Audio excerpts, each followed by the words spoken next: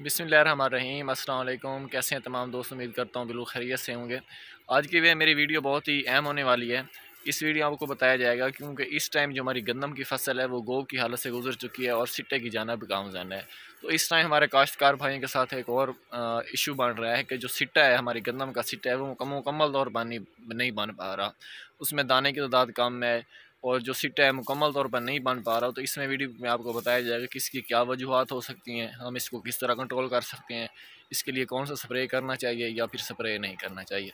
तो आपने वीडियो को मुकम्मल वॉच करना है। अगर आप लोग नए हैं मेरे चैनल पर तो चैनल को सब्सक्राइब लाजमी कर लें ताकि प्लांट से रिलेटेड जितनी वीडियोज़ आ रही होती हैं वो आपको बर वक्त मिलती रहें। जी दोस्तों, इस टाइम जब हमारी गंदम जो है सिट्टा निकाल रही है तो इस टाइम हमारे साथ सिट्टे के साथ जो मसाइल पेश आ रहे हैं उसका ज़िक्र आपके साथ करूँगा।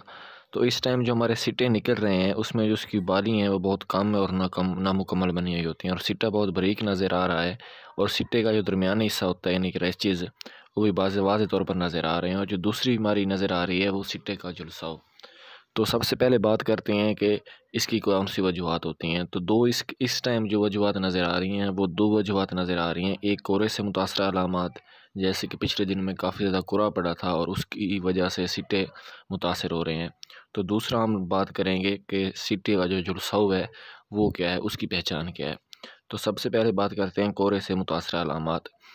कोहरा पड़ने से मुतासर होने वाले जो सिट्टे हैं उसमें जो बाली हैं उस बहुत कम और नामुकम्मल होती हैं और सिट्टा बारीक नज़र आता है। सिट्टे के दरमियानी जो हिस्सा होते हैं, रैचेज़ होते हैं, वो वाज़ेह तौर पर नज़र आते हैं।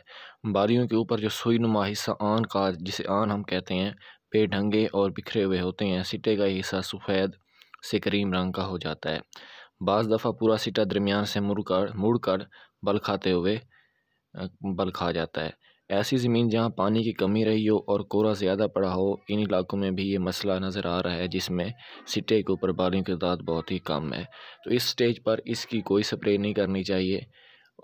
तो आपको चाहिए कि इस स्टेज के ऊपर आपने कोई भी किसी भी किस्म की स्प्रे नहीं करनी, ना आपने कोई फंजीसाइड करनी है, क्योंकि सिट्टे के ऊपर किसी भी किस्म बीमारी का अटैक नहीं है, सिर्फ़ और सिर्फ जो है वो कोहरे का अटैक है।